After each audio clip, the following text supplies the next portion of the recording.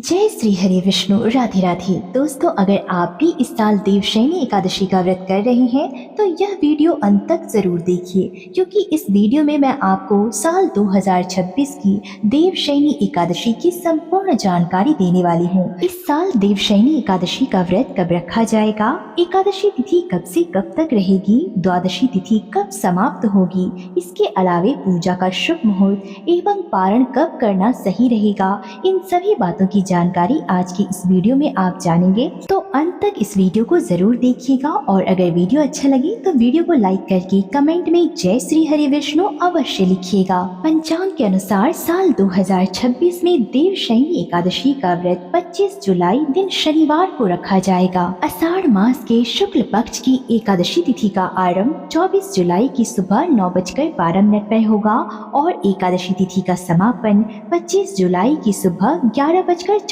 पर होगा। ऐसे में उदया तिथि के अनुसार इस साल देवशयनी एकादशी का व्रत 25 जुलाई को रखा जाएगा। द्वादशी तिथि का आरंभ 25 जुलाई की सुबह 11:35 पर होगा और द्वादशी तिथि का समापन 26 जुलाई की दोपहर लगभग 1:58 पर होगा। एकादशी के दिन अन्य शुभ मुहूर्त की बात करें तो इस दिन ब्रह्म मुहूर्त सुबह 4:15 से सुबह 4:57 तक रहेगा।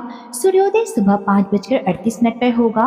अभिजीत मुहूर्त दोपहर 12 बजे से लेकर दोपहर 12:54 तक रहेगा। साल 2026 में देवशयनी एकादशी के व्रत का पारण 26 जुलाई दिन रविवार को किया जाएगा। पारण का शुभ समय सुबह 5:39 से सुबह 8:22 तक रहेगा। यदि किसी कारणवश आप इस समय में पारण न कर सकें तो द्वादशी तिथि समाप्त होने से पहले अपने व्रत का पारण अवश्य कर लें। एकादशी का व्रत जितना महत्वपूर्ण होता है उतना ही महत्वपूर्ण उसका सही समय पर पारण करना भी माना जाता है, क्योंकि शास्त्रों में कहा गया है कि समय पर व्रत का पारण करने से ही आपको व्रत का पूर्ण फल प्राप्त होता है। सनातन धर्म में देवशयनी एकादशी को बहुत ही विशेष माना गया है। धार्मिक मान्यताओं के अनुसार देवशयनी एकादशी के दिन भगवान श्री हरि विष्णु क्षीर सागर में शेषनाग की शैया पर योग निद्रा में प्रवेश करते हैं, इसलिए इस एकादशी को हरिशयनी एकादशी भी कहा जाता है। यहीं से चतुर्मास की शुरुआत होती है जो अगले 4 महीनों तक चलती है। इस अवधि में साधु संत अधिक से अधिक जप तप और साधना करते हैं। कई लोग भी इस 4 महीने में कोई न कोई अच्छा संकल्प लेते हैं, जैसे कि रोज भगवान का नाम जपना, सात्विक भोजन ग्रहण करना या किसी भी बुरी आदत का त्याग करना। ऐसी मान्यता है कि जो भी व्यक्ति श्रद्धा और नियम पूर्वक इस एकादशी का व्रत करता है उस व्यक्ति पर भगवान विष्णु की विशेष कृपा बनी रहती है और उसकी सभी मनोकामनाएं पूर्ण होती है। शास्त्रों के अनुसार एकादशी तिथि भगवान विष्णु को समर्पित होती है और इस दिन भगवान विष्णु की विधि विधान से पूजा की जाती है। देवशयनी एकादशी के दिन पूरे विधि विधान से पूजा करने के लिए आप ब्रह्म मुहूर्त में उठकर स्नान करें। यदि किसी कारणवश इतनी जल्दी उठना संभव ना हो तो सूर्योदय से पहले उठकर स्नान कर लें। स्नान के बाद साफ और धुले हुए कपड़े पहने। यदि संभव हो तो इस दिन पीले या फिर सफेद रंग के वस्त्र पहने, क्योंकि ये दोनों ही रंग भगवान विष्णु को प्रिय माने जाते हैं। इसके बाद घर के मंदिर की साफ सफाई कर लें और पूजा की तैयारी शुरू करें। पूजा में बहुत ज्यादा सामग्री की आवश्यकता नहीं होती। आपके पास जो भी श्रद्धा से उपलब्ध हो उसी से आप पूजा कर सकते हैं। आप भगवान विष्णु और माता लक्ष्मी की प्रतिमा या चित्र रखें। इसके साथ चंदन, अक्षत, पीले फूल, तुलसी दल, धूप, दीपक, घी, फल, नारियल, पंचामृत और प्रसाद के लिए खीर या फिर कोई भी सात्विक मिठाई रख सकते हैं। अगर इन सब में से कुछ चीजें उपलब्ध नहीं है तो केवल फूल, दीपक और तुलसी के साथ भी आप भगवान विष्णु की पूजा कर सकते हैं। सबसे पहले आप अपने व्रत का संकल्प लें। संकल्प लेने के लिए अपने हाथ में आप थोड़ा सा जल, कुछ अक्षत और एक फूल लेकर भगवान विष्णु का ध्यान करें और अपने मन ही मन कहें कि हे भगवान श्री हरि विष्णु, मैं श्रद्धा और अपनी सामर्थ्य के अनुसार देवशयनी एकादशी का व्रत कर रहा हूँ या कर रही हूँ।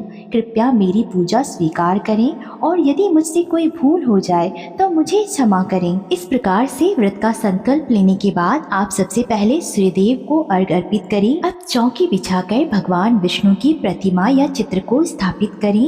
भगवान विष्णु को चंदन का तिलक लगाएं, पीले फूल अर्पित करें। इसके बाद तुलसी दल अर्पित करें। ध्यान रहे कि एकादशी के दिन तुलसी पत्र नहीं तोड़नी चाहिए। अगर तुलसी चढ़ानी है तो उसे दशमी तिथि के दिन ही तोड़कर रख लें। अब भगवान विष्णु को फल, पंचामृत और खीर या सात्विक प्रसाद का भोग लगाएं। धूप और दीप दिखाकर श्रद्धा से उनकी आरती करें। अगर आपके घर में शंख है तो पूजा के अंत में शंख बजाना बहुत ही शुभ माना जाता है। पूजा के बाद कम से कम 108 बार ओम नमो भगवते वासुदेवाय मंत्र का जाप करें। पूजा समाप्त होने के बाद आप व्रत कथा अवश्य सुनें। कहा जाता है कि देवशयनी एकादशी के दिन भगवान विष्णु के नाम का जितना अधिक स्मरण किया जाता है उतना ही अधिक आपका मन शांत होता है। इस दिन जितना हो सके भगवान विष्णु का नाम लेते रहें। अगर संभव हो तो किसी मंदिर में भगवान विष्णु के दर्शन अवश्य करें।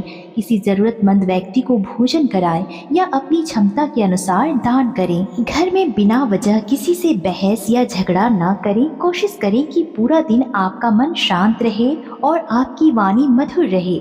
यही इस व्रत की सबसे बड़ी साधना मानी जाती है। शाम की पूजा करने के लिए भगवान विष्णु के सामने घी का दीपक जलाएं, धूप दिखाएं और पूरे परिवार के साथ भगवान विष्णु की आरती करें। अगर घर में छोटे बच्चे हैं तो उन्हें भी आरती में शामिल करें। इससे घर का वातावरण भक्तिमय बनता है और बच्चों में भी धार्मिक संस्कार विकसित होता है। आइए अब जानते हैं कि देवशयनी एकादशी के व्रत का पारण किस प्रकार करना है। साल 2026 में देवशयनी एकादशी के व्रत का पारण 26 जुलाई दिन रविवार को किया जाएगा। सुबह 5:39 से लेकर सुबह 8:22 के बीच व्रत का पारण करना शुभ माना जा रहा है। ध्यान रहे कि पारण हरिवासर समाप्त होने के बाद ही करना चाहिए।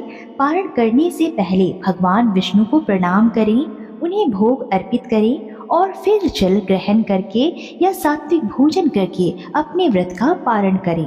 अगर संभव हो सके तो पारण के दिन किसी जरूरतमंद को भोजन या फिर अन्न का दान करें। इससे व्रत की पूर्णता मानी जाती है। दोस्तों, एकादशी के दिन कुछ खास नियमों का पालन करना चाहिए। इससे आपको आपके व्रत का पूर्ण फल प्राप्त होगा। शास्त्रों में कुछ ऐसे कार्य बताए गए हैं जिन्हें एकादशी के दिन करना चाहिए और कुछ ऐसे भी कार्य होते हैं जिन्हें एकादशी के दिन भूल कर भी नहीं करना चाहिए। तो आइए बात करते हैं एकादशी के व्रत के नियमों के बारे में। शास्त्रों के अनुसार एकादशी के दिन भगवान विष्णु का जितना संभव हो सके उतना नाम ले, उतना स्मरण करें। दिन भर अपने काम करते हुए भी मन ही मन आप ओम नमो भगवते वासुदेवाय मंत्र का जाप करते रहें। कहा जाता है कि एकादशी के दिन भगवान का स्मरण करने से मन को शांति मिलती है। एकादशी के दिन तुलसी माता की पूजा अवश्य करें। शाम के समय में आप तुलसी के पास घी का दीपक जलाएं और भगवान विष्णु से अपने परिवार के सुख शांति की प्रार्थना करें। लेकिन दोस्तों, याद रखें कि एकादशी के दिन तुलसी के पत्ते नहीं तोड़ने चाहिए। तो अगर आप भगवान को तुलसी दल अर्पित करते हैं तो दशमी तिथि पर ही आप तुलसी के पत्ते तोड़कर स्वच्छ स्थान पर या मंदिर में रख लें। शास्त्रों के अनुसार अपनी क्षमता के अनुसार दान अवश्य करें। अगर आप किसी जरूरतमंद को भोजन कराते हैं, फल देते हैं, पानी पिलाते हैं या किसी को सच्चे मन से मदद करते हैं तो यह बहुत ही पुण्य का काम माना जाता है और इससे भगवान विष्णु अत्यंत प्रसन्न होते हैं। आइए अब जानते हैं कि एकादशी के दिन कौन से कार्य हैं जिन्हें हमें भूल कर भी नहीं करना चाहिए।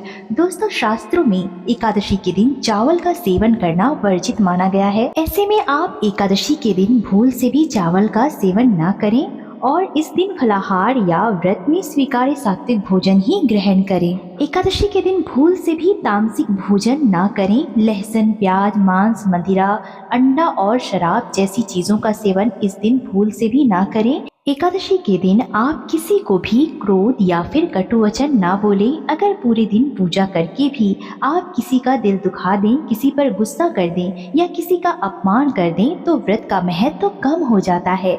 इसलिए एकादशी के दिन कोशिश करें कि अपने मन को शांत रखें और मधुर वचन बोलें। एकादशी के दिन यदि आप भगवान विष्णु और माता लक्ष्मी को प्रसन्न करना चाहते हैं तो इस दिन ये छोटे से उपाय अवश्य करें।